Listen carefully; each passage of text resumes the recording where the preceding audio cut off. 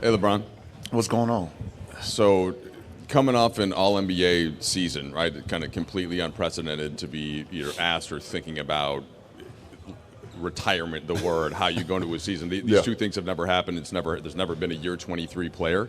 How do you square all that? Still playing at this level, Yeah. but closer to the end than the Right. beginning. I mean, I don't know. I mean, I'm excited about today. I'm excited about the opportunity to be able to play the game that I love for another season. And whatever the journey, however the journey, lays out this year, I'm just like super invested because like you just said, I don't know when the end is, but I know it's a lot sooner than later. So, being super appreciative of the fact that I could come up here, do another media day and talk to you guys and do all this stuff around here. So just excited about the journey and whatever, this year has in store for me.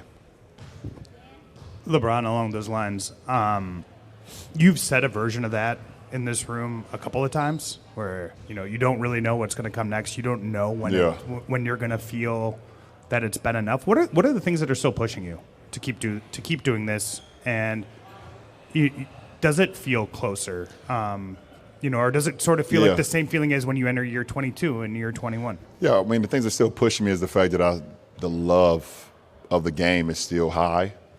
The love of the process is even higher. So that's what continues to push me to play this game. I mean, it's really that simple. Me training and working on my body and trying to get my body as close to 100% as possible every year is something that's like it's a beautiful thing for me. And just continue to challenge and see how well I can, push myself to, play the game at a high level, recover at a high level, be able to sleep better. Mentally prepared, try to stay sharp throughout the course of a long season, and just like the roller coaster of an NBA season, that's all like gratifying towards me, to me, no matter the good, the bad, the ugly. Like I love that process. So I think that's all. It's a bigger, so much that goes into it, more than just picking up a basketball and shooting it at the rim. LeBron, Brad Turner from the LA Times. How you doing, Brad? Nice to meet you. Back again. How much does having a young partner like Luka weigh in your decision and your future going forward? Say it again? How much does having a young partner like Luka, a savant basketball player, how much will that weigh into your decision as you go forward with this season? As far as how long I go in my career? How long you can in your career, nah, right? Nah, zero. The motivation to be able to play alongside him every night, that's super motivating. That's what I'm going to train my body for, every night that I go out there and try to be the best player I can for him. And we're gonna bounce that off one another. But as far as me weighing in on, him and some of my other teammates of how far I go in my career now, it would be literally my decision along with my wife and, two of my boys are already gone. Well, one of them is somewhere around here. Yeah, Bryce is down there in Tucson, so he's out the house. So it'll be a decision between, me, my wife, and my daughter. Like, that's not even, it won't be, hey, having a meeting with my teammates. It won't be that. Tuking to win. Hi. Tuking to win with the LA Times. Speaking to those teammates this year, what were some of your initial reactions to adding someone like Marcus, adding someone like DeAndre to this team this year? Yeah, and Jake. Just adding, those three guys. Competing against those guys for years, and obviously we know, the matchups that I had with Marcus over the years, especially when we was in the Eastern Conference, him in Boston, me in Cleveland, and just all those matchups that we had. Happy to have him. I know what he brings to the game. I know, that team is first, second, third, fourth, fifth when it comes to Marcus Smart. Adding a big guy like DA, his skill set is very high. His athleticism is high. And so I think he adds another dynamic to our team along with Jackson. That'd be a great 1-2 punch at our center position. And then adding a wing like Jake, a big wing who can shoot the ball, can handle the ball, but his toughness, sneaky athletic as well. It's going to be great for our ball club, and I'm just looking forward to seeing how it comes together. And the best thing about it, we have a full year starting off at training camp. I think that's going to be very good for our ball club. Going into this year. Kobe Price, SoCal News Group. When we spoke with JJ on Thursday, he was asked about you, Luka, and Austin. The chemistry working together. He mentioned a meeting he had with Sean McVay. He mentioned utility plays as a takeaway from the conversation, plays where you guys can all be involved together.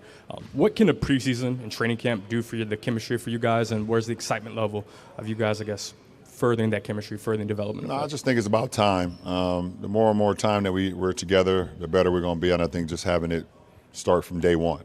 Obviously, us grabbing Luka, whenever that time period was, it took us all, time to transition into how we wanted to play as a team, as individuals, whatever the case may be. But, having day one, and the coaching staff having another year under their belt on how we all can complement each other, play with our strengths, play to the team, and be able to, not, be looking to see who can make the play, but all of us figuring out how we can make plays together, and I think it's going to be beneficial to us having that chemistry from day one, which we will have because of, how we was able to finish the season off last year.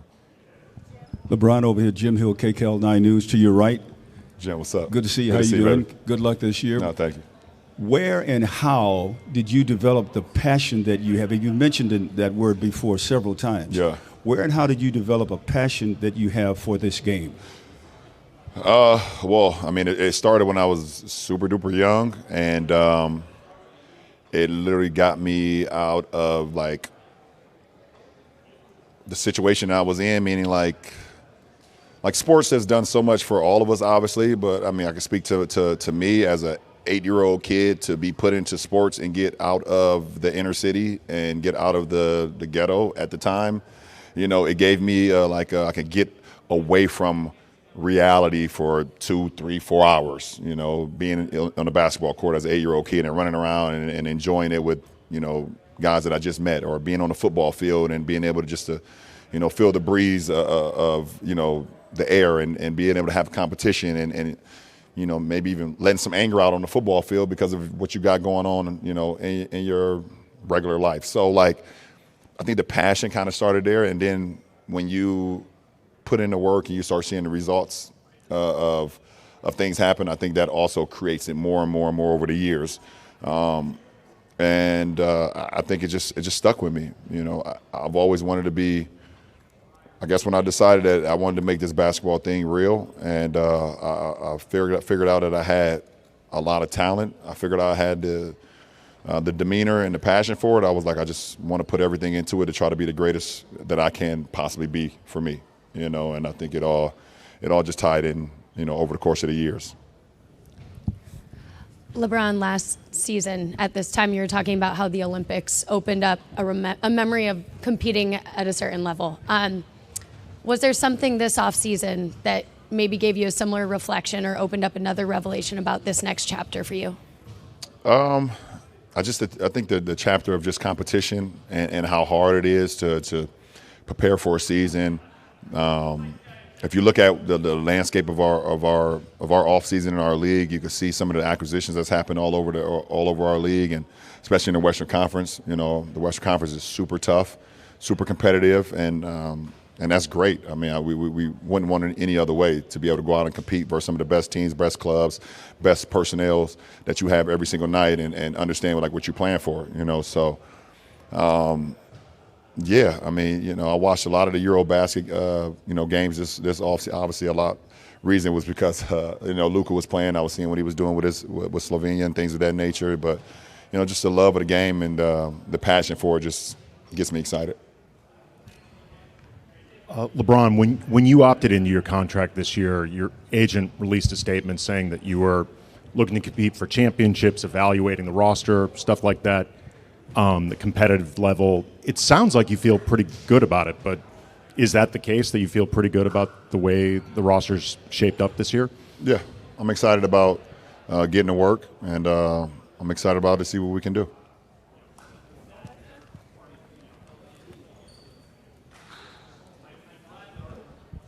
Hey, Bron. A couple of years ago, you said you enter every single season with something to prove. Presumably, last season it was playing alongside Bronny. What do you want to prove this season, and is there a chance that you would hold on to play alongside Bryce? As far as prove, I just think for me personally, just trying to go out there and just be the best player I can be every night, both as far as my game, but also just mentally, just staying present and things of that nature, knowing that the end is soon, not taking for granted, Tuesday night in the city that, maybe I don't want to be in that night. But, like, seriously, like, let's lock in, and because you don't know how many times you get the opportunity to play the game, you know, or to be able to compete. You know, so, you know, it's times where you wake up and you just feel like you just don't have it, you know. So those will be the days where I know I can lock back in real fast, like, okay, well, you won't have many days like this, you know, so let's lock in and enjoy the moment, enjoy the rest of the ride. So that's the exciting thing about it, and understanding, like, you know, how present I can be and how present I will be. I'm not sitting here. No, I'm not waiting on Bryce. No, I don't know what his timeline is. He's his own young man now. Like, he's down in Tucson. We'll see what happens this year, next year, you know. But he has his own timeline. I got my timeline, and I don't know if they quite match up, but we'll see. Hey, LeBron. It feels like over here. Sorry, it's right. Yeah. Hey, it feels like so much of the discourse about you heading into this season, and also even to a degree heading into last season, was about your age and about people's sort of expectations, or like what someone could hypothetically do at that age. And it does sort of feel like that discourse is a little bit divorced from the actual product you put on the floor last year and the level that you're still playing at. I'm wondering what that experience is like for you, like hearing that discourse and knowing, I guess, how much you still have shown you have left in the tank. Yeah, I mean, it's pretty cool to, like, I don't know, just to know how many miles I got as far as this game in my 22 years, now starting 23 years, and to still be able to play at a high level, to still be able to go out there and can make plays and be respectable on the floor. You know, it takes. I mean, it's just super humbling and gratifying for me personally. I love to play the game, and I love to play at a high level. And for me, age is kind of just a number, but it is reality too, though. I mean, you look at the history of the game, it's not been many guys at my age, or especially going in the year 23, that's been able to play at a level like that. And I'll just try to not take it for granted and just try to give the game as much as I can, inspire whoever I can, the younger generation, my generation, the generation after me, the generation to come, and just, like, you know, I think you are of age is what you, I guess, tell your mind you are. And I'm around a lot of young guys. I'm around a 10-year-old daughter who's running through the house all day, every day, screaming. I got an 18-year-old son who's in Tucson. He see him on TikTok dancing with his mom and his sister. And my 20-year-old is right over there, turning 21 in a week. Like, how could I not feel young? And then, I mean, my wife is beautiful. I look good. I mean, I look at my age as like the wine that I drink. The older wine I drink, the better it is. What's up, BT? So, like, I feel great. I mean, I don't know. I sleep well, I guess. Bron, in previous media days, you've said that there's always, like, one skill or thing that you focus on trying to improve over the summer. What was your focus this My golf swing. That's the one skill I was trying to improve this summer. Look better. I don't know. Probably I spent a lot of time on my catch and shoot, 3-pointers. Probably seen a couple of videos, either me reposting, me working out with Chris Johnson, you know, during my summer workouts, understanding, like, how can I make the most of when I don't have the ball, either, you know, moving into space. You know, obviously Luka and AR are going to do a lot of time handling the ball. We got Marcus Smart now who's going to handle the ball. Gabe, Bronny, when he gets his opportunity to handle the ball. We have a lot of guys that can handle the ball. So how can I still be effective, you know, on the team where I don't have to handle the ball as much?